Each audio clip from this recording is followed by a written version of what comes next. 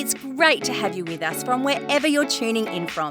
For more information about Elevate Church or to contact us, head to our website elevatechurch.me and take us wherever you go by downloading our Elevate Church AU app.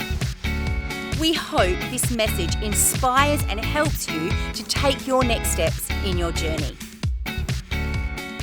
Hey, quick shout out, speaking of not thinking like Blockbuster and Netflix world, shout out to our podcast, growing podcast family around the world. Last month, we had pretty much our equal record month of downloads, with India actually chopping it up at the lead of that. And so we're just, thrilled that the various countries around the world, people are joining us, and we're able to communicate what God's doing here to a broader audience. Today, we're launching a brand new series called Who You Are When No One's Looking. And this series, the title at least, was inspired, and I literally, unashamedly, stole it from a book that I read nearly 20 years ago by a guy named Bill Hybels, of the same title, obviously, Who You Are When No One's Looking. And it's all about character. The book's all about character. This series, 4-week series, is going to be all about character. And whilst I read this 20 years ago, which is like in Jurassic times, I'm convinced, and I don't say this cynically, just from an observational standpoint, that the importance of character is more important now than ever before, and yet the focus on character and how to develop it is probably actually slid off the radar more than ever before. So we're going to drill into it. And here's the thing to understand right from the get-go. Character is not the same as talent. Okay? Talent will get you in the room. Talent will get you moving up the food chain, but talent alone won't keep you there. And you know this. You know this because you can think of business leaders who got to a certain level, and then because of a lack of character, they made the news for all the wrong reasons. And fell down the food chain. You've seen it in politicians. You've seen it in sporting, prominent sports people. You've seen it in people in the entertainment sphere. And they make the headlines for when their character undercuts their talent, right? But here's the thing. While they make the headlines, this happens every day to everyday people. Marriages get destroyed because one or more of the people in that marriage lacked the character to do what's required to build a great marriage. Businesses have failed because somebody in the company has lacked the character to continue to develop the business. And so this topic of character is so vital. And we're going to break it down each of the 4 weeks. Today I want to talk about honor. Now you're going to see it spelt with a U and without a U through the morning. Reese, just try to cool your jets over there. I know that's going to bother you, but don't blame me. It's in the Bible, it doesn't have a U. And think about this. When's the last time the topic of honor came up for you in a conversation? Oh, let's talk about honor today. Look, I guarantee it's very, very rare that it's come up for you in a conversation. When's the last time you've heard a message preached about honor? Full disclosure, I've never preached myself about honor. I've thought about it a lot, and I'm going to share with you some of those thoughts. I've tried, and I know many of you do a good job of modeling honor and build a culture where honor is normal and dishonor is not tolerated. But it certainly isn't something that gets a lot of airplay. Yet God himself has a lot to say about honor, a lot to say about what it is, a lot to say about who it's for, and a lot to say about why it matters. Like, at the end of the day.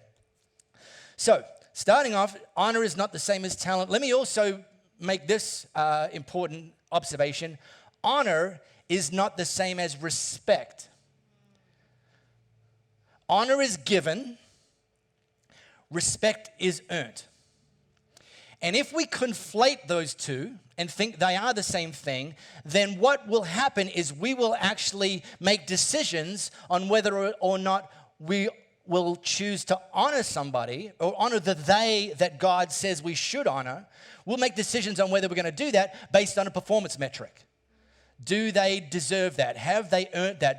But if you do that, what you're doing is you're confusing respect with honor, somebody who is demonstrating one of the they that God calls us to honor, has maybe done or is doing or saying or has said some things that have caused you to lose some respect for them. If you apply that same metric to whether or not you're going to honor them, then the chances are you're going to choose not to honor them. But if God says we should honor the they, then so it's important to understand honor is given, respect is earned. Now, that doesn't mean if you're one of the people in the they that you can just be lazy and just run people down all the time and say, oh, I don't care if you respect me, but you damn well better honor me. It's like, no, if you honor the they, then actually there's a responsibility for doing the sorts of things that would build respect as well and trust. That's a character issue in and of itself. But as the person who is called to give honor, let's not confuse it with respect. So all I really want to do today is take a flyover of who are they that God calls us to honor. Before I do, let me define terms. Now, you can go to the dictionary and look up honor and look up dishonor. I went to the Bible. Like, what is God's kind of take on this? And so here's a pretty distilled definition of honor from God's perspective, and I'm going to contrast it with dishonor, both of which are intentional actions and choices, okay? Honor is to value, respect, or highly esteem, to treat as precious, weighty, or valuable.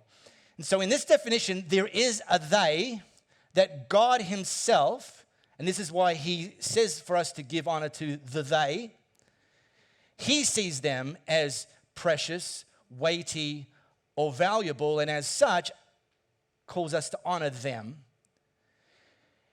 Failing to do that, to recognize the they as being precious, weighty, or valuable, runs the risk of us choosing to and allowing ourselves to dishonor the they because we are happy to treat them and we view them as common or ordinary. So what does it matter? Lettuce and tomato. Not from my garden, of course. So who's the they? And I've just distilled it down to 4 they that God calls us to honor. Let me tee off with, I think it's right to say, number 1.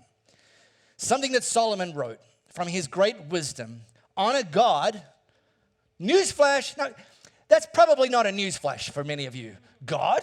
What? Honor God with everything you own. Give him the first and the best.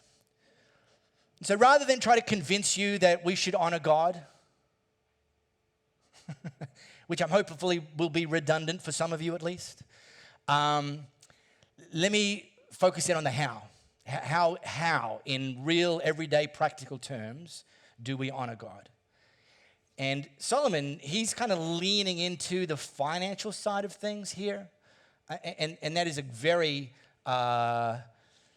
tangible, measurable way of demonstrating to God that we do honor him and that we do trust him and we do put him first with the finances that he entrusts us with. But it's certainly not limited to that. And in fact, this principle, honor him with everything you own, that's like everything.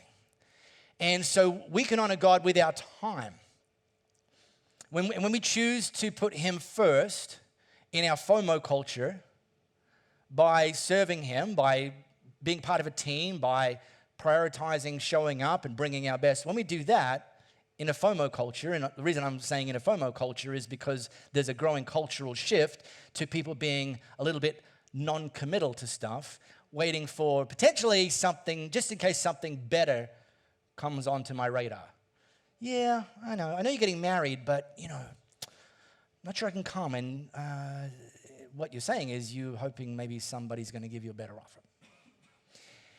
And I'm going to say honoring God first is to say there is no better offer.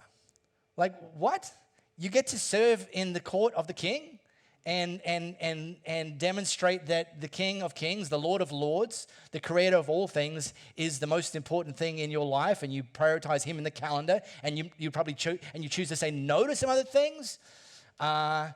That's a demonstration. Giving our time. And look, time's always been a precious commodity, 100%. Maybe now more than ever. So people who are saying to God, I'm going to block in some time as a way to honor you, it probably says more today than it ever has. Here's one, and I'm going to warn you, this could get uncomfortable. We honor God with our bodies. Hello. And I've said this before, God has got nothing in the Bible to say about whether you're meant to look good in skinny jeans. He does say that our bodies are holy and set apart for His glory. And so some of the ways that plays out is there's certain things that we don't look at because we want to honor God with our bodies. There's certain places we might not go to, and I'm not going to start to list them out. Some churches will list them out. You can't go to movies. You can't go to dances. If you go to dances, you have to keep a Bible's width between the two of you to allow the Holy Spirit to move. There's all of that. I'm not going there. It's just some of that. It just gets complicated. Don't do the dance with no pants with someone other than your spouse. That's actually a way that we honor God with our bodies. I can. Yep. Okay, sure. Biologically, you can. I know. But is that honoring God? And then worship, which, by the way, we include singing. And that's one of the reasons why we prioritize that here, that we can come in and bring everything to God and say, the first thing we're going to do is actively worship you. But it's not limited to worship. It's everything through the week. When we're reading God's word, that's an act of worship. When we're praying, that's an act of worship. And these are all things that's, I didn't really have time for that. Well, why is that at the end of the queue of what's in your kind of list of things to do? And let's actually bump it up and, hey, maybe put it up to number 1.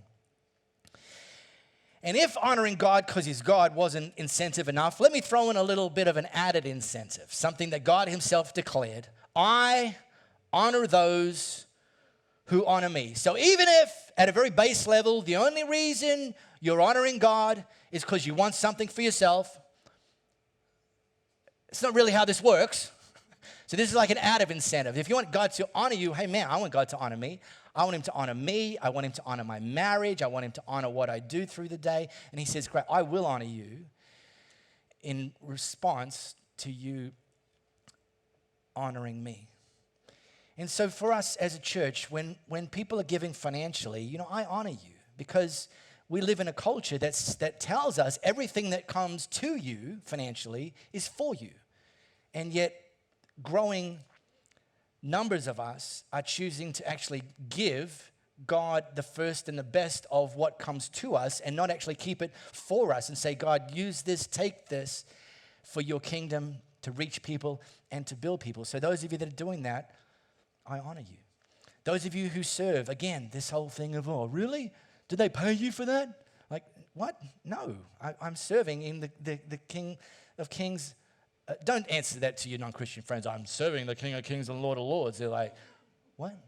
Just say, no, I'm like me giving my first in my time to God. So I honor those of you who serve. It's just really a very, very tangible demonstration that you're honoring God with your money and with your time. Here's number 2. This is one of the big 10, right? Which us preachers like to say, these are called the 10 commandments, people, not the 10 suggestions. Right about halfway through the 10 commandments, God says, honor your father and mother so that you'll live a long time in the land that God, your God, is giving you. Now, listen carefully. Listen. Can you hear it? What you're hearing is some people right in this moment thinking this thought. Clearly, God hasn't met my parents.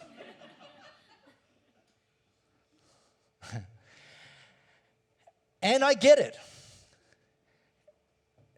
This decision to honor our father and mother is easier when our father and mother deserve it. But again, don't confuse honor with respect.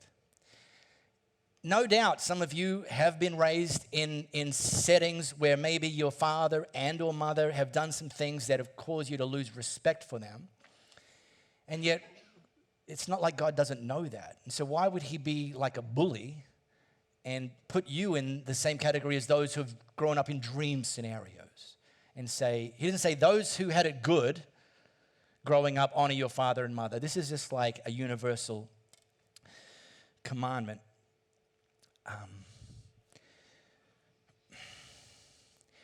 And I at no point would ever want to devalue or devalue some people's very challenging childhood settings, and maybe some of that's ongoing. And I get that if that's the case, if you've grown up or you have parents who, respect for them is kind of like a little bit of a stretch for you, and therefore honor them. You kidding me? This is a little baby step that I just want to put on the table today. Maybe you're not ready to honor them. Maybe just at this stage, take a baby step and just pump the brakes on any patterns you may have developed of dishonoring them. So you're not yet ready to build them up when you talk about them, but maybe just pump the brakes on tearing them down when you talk about them, which, by the way, is probably not actually improving this solution. I mean, you feel better in the moment. But maybe that's just like God, these people or that person, honor them like I would rather eat my own vomit. Okay, so you're not ready to honor them, but maybe just when you're about to throw them under the bus, when you're about to dunk on them in a conversation, just pump the brakes on that. And maybe that's just going to be for your baby step towards, and just see what God does with that. By the way, talking about added incentive, this is the first of the Big Ten that God actually adds a promise to. Up to now, it's been, look, people don't murder. And you're like, yeah, I can probably get in with that one. Don't be jealous and try to steal your neighbor's wife. And you're like, my neighbor's 94 years old, so yeah, I'm good for that one as well. But this one, you go, oh my gosh, really? Well, he says, yeah, but if this is the one, the first of the Big Ten with a promise that so that you'll live, like it doesn't tell you that your father and mother are going to live a long time, but you will, so all right, works for me, a long time in the land that God, your God, is giving you. All right, third one. So God, parents, here's the third one. This is something that Peter wrote.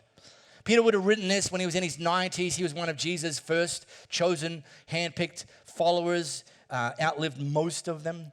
Make the master proud of you. By the way, everything I just said is actually not true, just in case. Like, that's John, but anyway, no, this is Peter. He still was one of the first chosen, so not everything I said was a lie. Make the master proud of you by being good citizens. Respect the authorities, whatever their level. They are God's emissaries for keeping order. Now, sometimes you'll see the word respect kind of overlap with honor, and even in our definition of honor, respect was in there. So like, hang on, you said respect's not the same as honor. Well, they do overlap on occasions, okay? And this is one of those where God says, honor those in authority. Now again, listen carefully. Because some of you are living in a state or a nation where the genius in charge, you didn't vote for them. And you're like, no, I'm going to give it 4 years. Then maybe if my guy gets in or my girl gets in, then I'll flick the switch on the honoring those in authority. But guys, that's not how this works, people. I've been a professional Christian for coming up 25 years. And during the 25 years, there has been quite a number of political leaders that I have been called to live in submission to, that I have not agreed with all of their personalities, policies, decisions, and yet, as by way of choice, I'm pretty sure have never, go back and listen to every single podcast we've ever made, pretty sure I've never publicly dunked on any of those political leaders. Because here's the pro tip. You can disagree without being dishonorable. By the way, that principle can apply to your boss. can apply to your neighbor, it can apply to your colleague. You can disagree. We've actually lost or are increasingly losing the ability to disagree without being dishonorable. Do you know you can actually be friends with someone you disagree with? You can even respect and honor people you disagree with. Because here's the thing. Disagreement attacks the idea. Dishonoring attacks the person. And the person, whether you voted for them or not, is someone that God himself created. They were created in his image and likeness. And we're called to honor them, even if we disagree with them. How we doing, Tom Willie Murphy? Good stuff, huh? All right, good. Well, put Instagram away. Anyway, come on, Mum, you should be on Overwatch over there.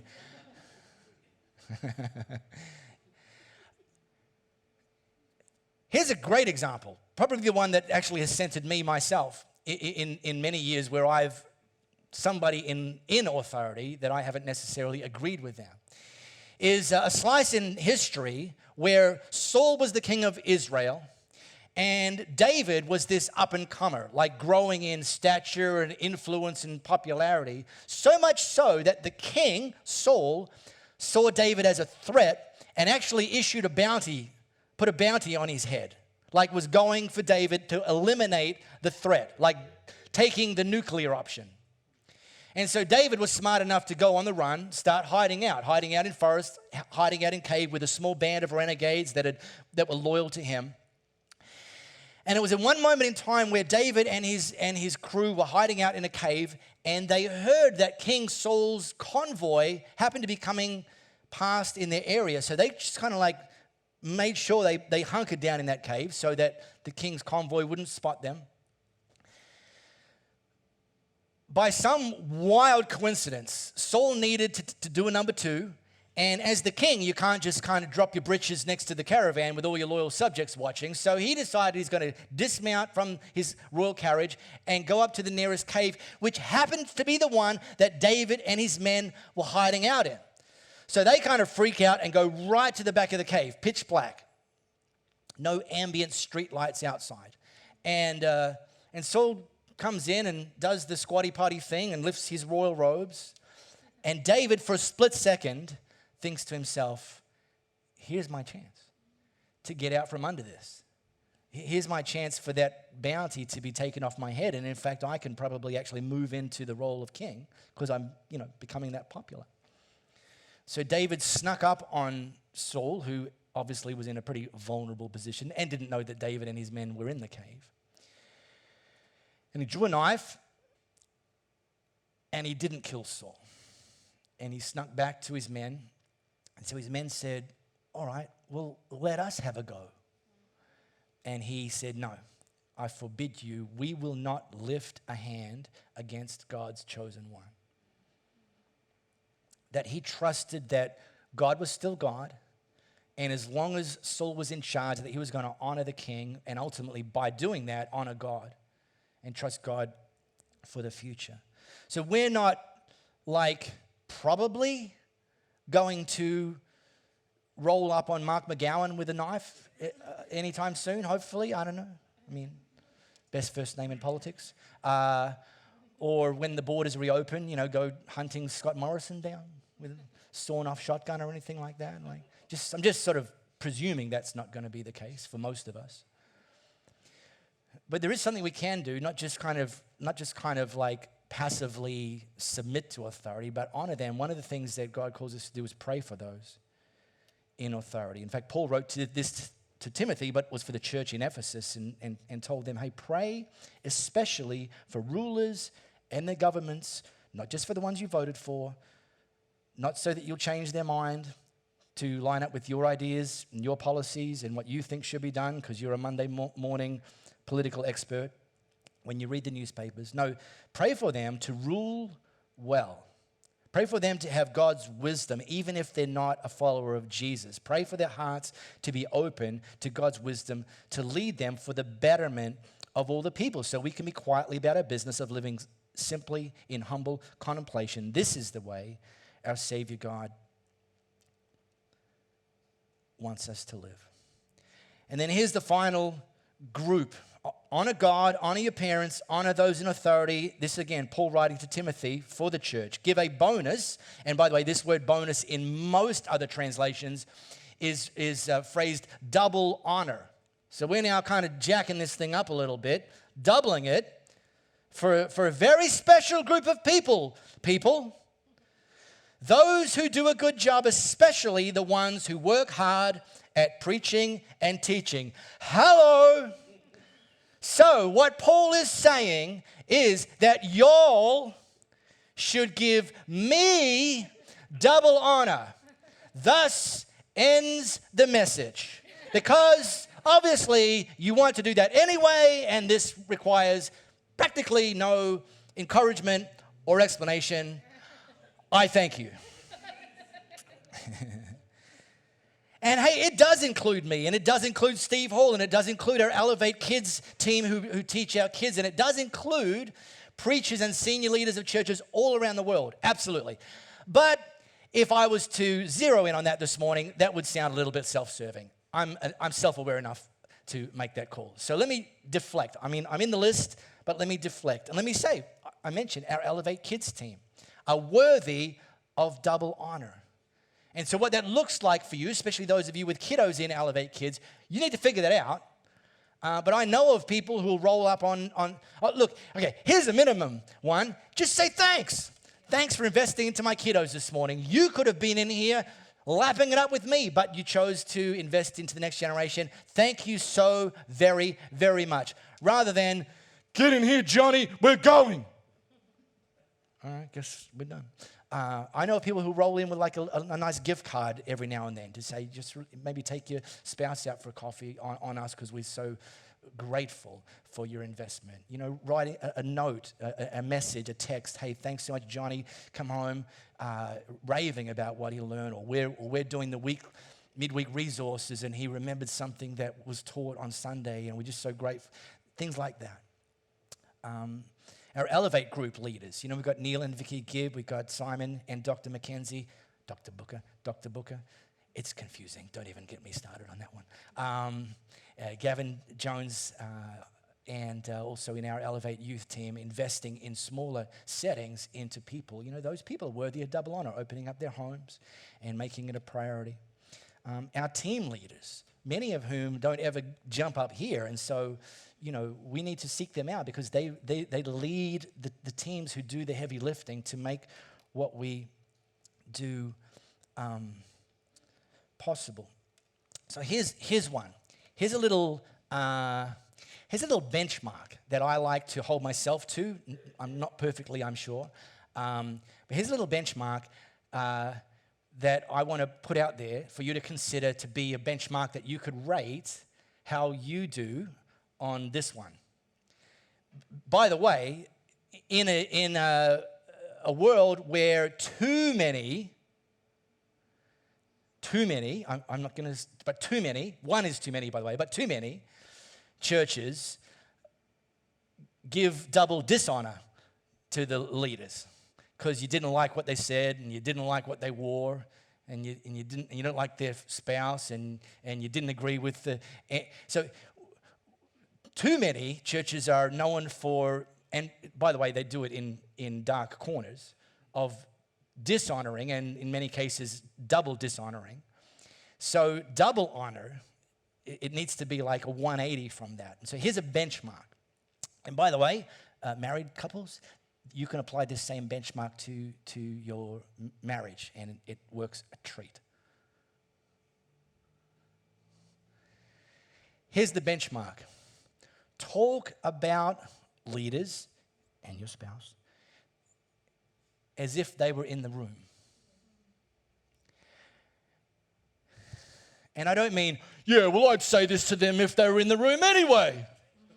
It's not that. Talk about them as if they were in the room, meaning the person that you're talking to about the person, the leader, that person who's on the other end of your conversation finds themselves thinking, man, I really wish they were in the room to hear this. As opposed to, sheesh, I'm sure glad they're not in the room to hear this. Like you hear people and you become someone who talks about people in such an honoring way that you think, this is a little bit wasted here. Because actually, this would be so much more powerful if the person that you're talking so honorably about was actually here. But there's a benchmark. There's a benchmark. And I want to throw that benchmark down to you. In fact, Paul encourages a little bit of healthy competition in this arena of honoring. This one, I like it. I'm a competitor. Outdo one another in showing honor. We got the Olympics coming up also in 2020. It's very confusing times, Giuseppe. Being people who would be gold medal candidates for honor. Being a church that's thought about and known for being and showing honor. That's who we are. That dishonor, no, we're better than that. The children, the sons and daughters of the King of Kings are better than dishonor, and we actually recognize and step up to try and do this, to outdo one another in showing honor. And look, a little final thing, we can also be gatekeepers of this in the sorts of conversations we expose ourselves to. We might not have initiated them, but when the conversations about people, about leaders, about politicians, when it starts to get into dishonoring territory, you can actually step up and say, you know what? I don't think there's any value in having this sort of conversation. I think we're better than this. It protects the unity of the church when we do that, because these conversations happen typically in dark corners where the people who they're being talked about aren't actually there to stage an intervention. But you can be that person. And the same goes in politics. The same goes with your spouse. The same goes with your parents. And ultimately the same goes with God, who won't always meet our expectations either. We really hope you got a lot out of this message. If you live in the Perth area, we'd love for you to join one of our live experiences. For times and directions, as well as information, head to our website, elevatechurch.me. For those of you beyond the Perth area, we'd love for you to connect with our online experience, which premieres every Sunday via YouTube and Facebook Live, and on demand immediately after. And to partner with us to reach more people by giving financially, head to our website, elevatechurch.me, and also download our Elevate Church AU app.